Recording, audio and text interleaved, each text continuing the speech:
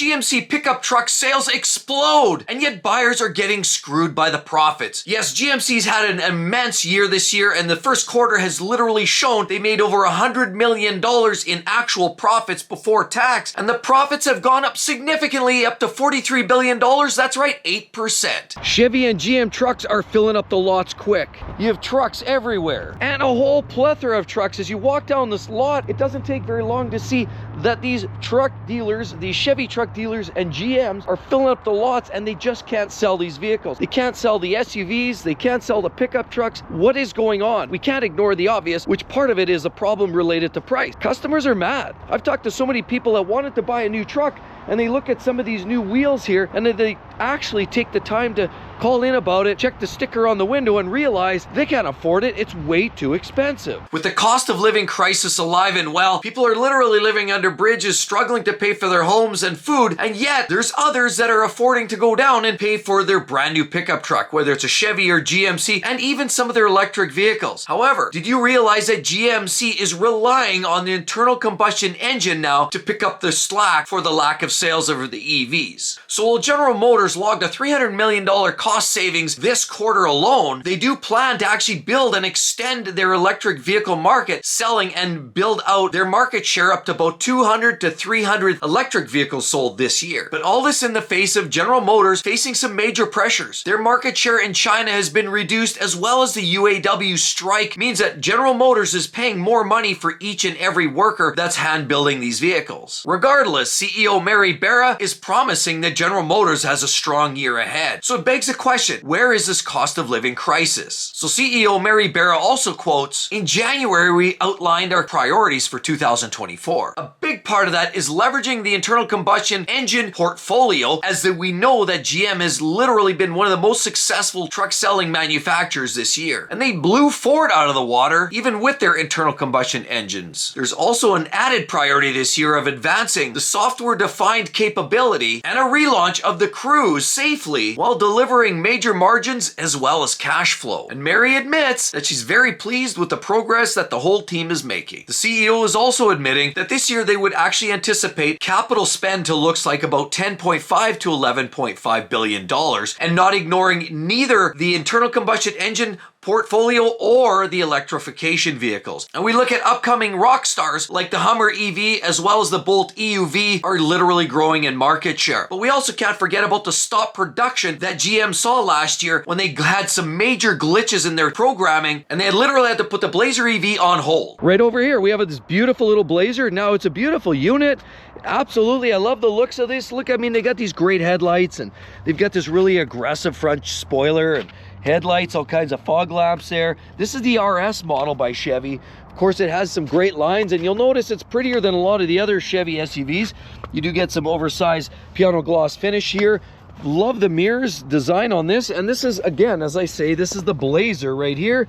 One touch accent in, and of course you do get all kinds of nice amenities and a shark fin on the top, and it's just a good looking unit all the way along. As I say, we're dealing with an RS Blazer all-wheel drive. But how much is this vehicle new? Well, looking at the sticker here, we're dealing in $58,000 for a brand new Blazer. Now, this isn't even the electric vehicle version. Interestingly enough, GM plans to kickstart Cruise all over again. Did you hear in San Francisco, because of a malfunction in the system, it actually ran over a pedestrian? So they retracted it, and now they are looking at reinstalling the programming, updates, and as well kicking it back off to the tune of $1.7 billion investment on the Cruise operations this year. I just personally can't get my head wrapped around the idea of sitting in the backseat of a vehicle while the vehicle just autonomously drives me around the city. That just doesn't feel right. We know Tesla's tried that. They've ran into a few buildings allegedly along the way, and GM's had their share of fun and frivolity as well. And according to Jacobson over at GM, a strong commitment of our team and the new products that we're launching is giving us the confidence to raise guidance. GM's new full-year adjusted pre-tax profit guidance is in the range of $12.5 to $14.5 billion,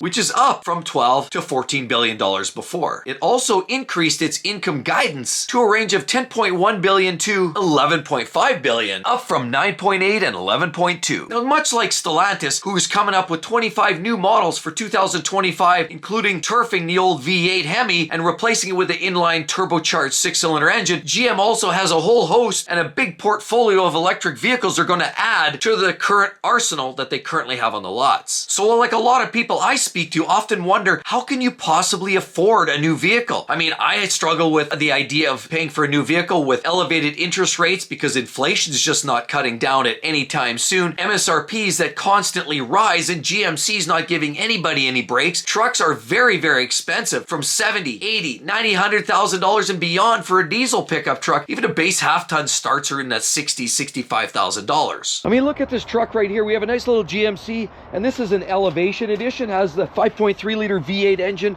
This is basically a lower level truck. It's a pretty truck, but no less. Even with 4x4, it's just not worth the money they're asking. Why? Well, because I'm looking in here and check the sticker. This is a 24 Sierra 1500 Crew, 4-wheel drive, and they're actually asking $72,000, 224. $72,000 for a base pickup truck. I know somebody who bought an Elevation Edition 5 years ago, and they paid barely 40 grand. We've almost doubled the price of an Elevation. He's even got the same engine, and the truck doesn't look that much different. So obviously with the increased prices of a lot of their internal combustion trucks, they're obviously utilizing that to bolster the advancement of a lot of their electric vehicles. And this year, they promised to have a whole host of new vehicles. For example, the Equinox EV, Chevrolet Blazer EV, Chevy Silverado RST EV, GMC Sierra EV, Cadillac Escalade IQ, Cadillac Celestiq, Cadillac Celastic, as well as the new Traverse and Equinox vehicles that might be internal combustion. So General Motors was asked if they're going to delay the release of a lot of these electric vehicles. Obvious with some technical glitches, module problems, supply chain issues that they've seen throughout the year, it begs the question if they're truly ready. But what they are ready for is the cash injection from the customers who are ready and willing to buy a lot of these vehicles, as there seems to be an ongoing pressure for consumers to keep buying the newest, latest, and greatest electric vehicles, while some of the old dogs keep buying the internal combustion trucks, which continually to funnel down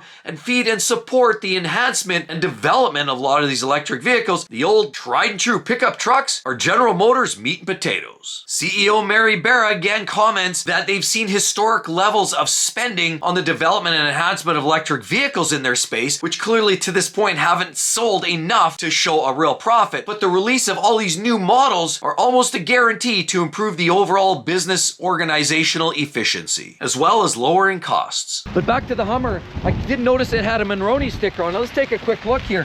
Right here we see a sticker. Any guesses, everybody? Any guesses on how much a Hummer EV is costing right now? Well, let's take a look. $160,000. That's right, 160 grand right there, everybody. So it's no wonder people aren't necessarily getting on the wagon with buying EVs. They're going with internal combustion engine. But the problem is ICE trucks aren't getting any cheaper either. So this first quarter showed that General Motors is on the right track. Their net income soared about 24% in this last quarter to about $3 billion, and that outdid last year this time by, which was noted at about $2.4 billion.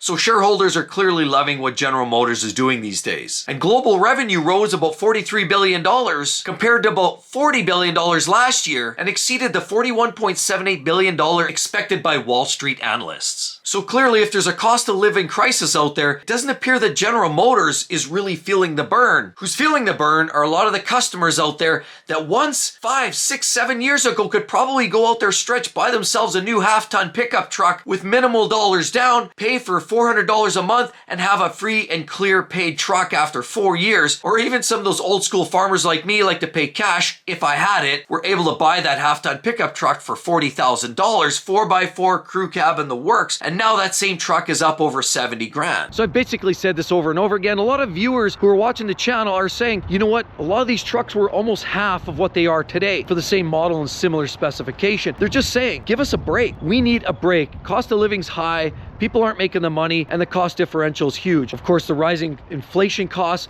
associated with housing means that people are making those decisions. So people continually say they need to see prices come down, not this $2,000, $5,000, not even $10,000 off. They need to see numbers that are maybe 60% of what they're listed at today. So General Motors saw some real wins and losses in this last quarter. They saw a 6% increase in retail sales, but they actually lost a pile of 23% on fleet sales. Those are the commercial vehicles, infrastructure, businesses, contractors, construction, or that department actually reduced significantly this quarter, and largely in part due to temporary construction restraints of some of their cube vans, cargo vans, and mid-size pickup trucks. GM also had a short blip in the radar where they had to correct some software glitches midstream, and sadly that took them out, but even only for a 24-hour period, it was enough to take that many vehicles offline for a short period of time. Now, while some manufacturers like Ford are struggling with the F-150 Lightning, they can't sell, they've had to reduce prices, drive up incentives, cut production in half, and even though some of their internal combustion trucks have sold marginally well, their Maverick is really the only thing holding Ford together. Stellantis not able to sell a whole lot of trucks. They have 2022s on the lot, many 23s, and they're starting to load up on 24s. Sadly, as 25s roll in with the new engine, Stellantis is going to be stuck holding the bag with many trucks, but General Motors is in a totally different scenario. Their prices are actually holding up, and the average transaction price of General Motors pickup trucks is around $49,500, clearly holding up very strongly with what we saw last year, indicating if you've got it, you've got it. And while in theory a 60-day supply of inventory is about the perfect sweet spot, General Motors is sitting around 63, so they're just slightly above average. That basically means that they're almost right on the target. Too many days supply means they're not selling. Too few days supply and they're probably not meeting the demand, so they're right where they need to be. So while there's clearly been some major efficiencies, of course they've cut back on costs, and of course they're bringing new developed vehicles back onto the marketplace, there have been a reduction in overall sales. 1.5% less vehicles sold this year than last this same time of the year. Honestly, many analysts are truly believing now General Motors is really digging themselves out of the hole today. Now that they've got that stop production out of the way, they've got all their EVs back online, the trucks that were impacted by some of those glitches and gremlins in the software that's all behind them, as well as a lot of the development and capital costs going into electric vehicles are now behind them, and now all they're doing is full steam ahead. Analysts believe that profits are on the upclimb in front of General Motors this year. But interestingly enough, when General Motors is selling trucks and bragging that between Chevy and GM that they're outselling Ford and they're clearly on the top of the world with all these newly released electric vehicles coming out soon, it's not yet clear whether General Motors is planning on doing any kind of major price hikes. They're happy with the stable pricing. They're not offering up huge incentives at this time, marginal incentives, but at the end of the day, people are buying the trucks, so they're not looking at making any major changes. And the only way that they could see any kind of major price reductions is if they increase the overall volume significantly and are finding ways to drop prices on parts, supply chain, and of course labor. Until those two items happen, we probably don't expect to see any prices change anytime soon, which is just a devastating turn of events because the cost of living crisis is real. And at one point, I swear I would treat myself to a new General Motors, Chevy. I really like the Chevy pickup trucks, but it's just so expensive. And General Motors seems to be taking some credit to this late success by saying that they've essentially cleaned house. They fixed some of the EV problems that they were finding in the Blazers and the Colorados, some of the programming and software challenges that they've had. They've cleaned up some housekeeping activities. They've also punted out some of the dead wood, some of the old VPs that were there just a little too long. They said they moved them along, packaged them out. Adios, amigos. GM is definitely onward and upward, looking to maximize their profits on the backs of the buyers. Now, if they're making all these profits, why don't they pass some of that profit down to the buyer, reduce prices? Because they have to satisfy the shareholders. Publicly traded companies like to show up profits,